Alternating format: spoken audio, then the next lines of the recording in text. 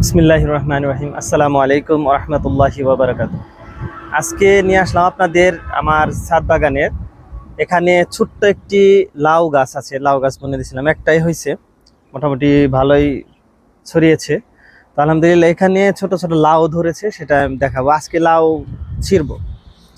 এই যে ভিতরে দেখো, এই যে এটা হচ্ছে ছোট লাউ, ছাদ বাগানের এটার জাত এরকম একটু ছোট সাইজের হয়ে থাকে।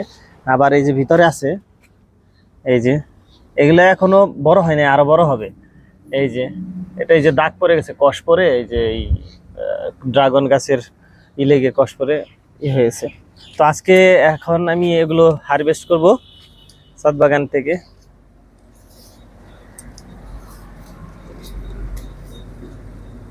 বিসমিল্লাহ। এই যে লাউ, ছোট লাউ আর কি, এইটার জাতি ছোট, ঠিক আছে। তো এই পর্যন্ত এই যে আপাতত একটি ছোট লাউ আমি হারভেস্ট করলাম আজকের জন্য। আর ওইটা দুইটা বড় হলে তারপর ইনশাল্লাহ ই করবো। আরো কুড়ি এই যে আসতেছে, এই যে আছে, কুড়ি নিতেছে, আরো ওই যে ফুল ধরতেছে সামনে, কেবলই বড় হয়েছে গাছটা, আস্তে আস্তে ফলন আসতেছে। তো ভালো থাকবেন সবাই। আসসালামু আলাইকুম রহমতুল্লাহ।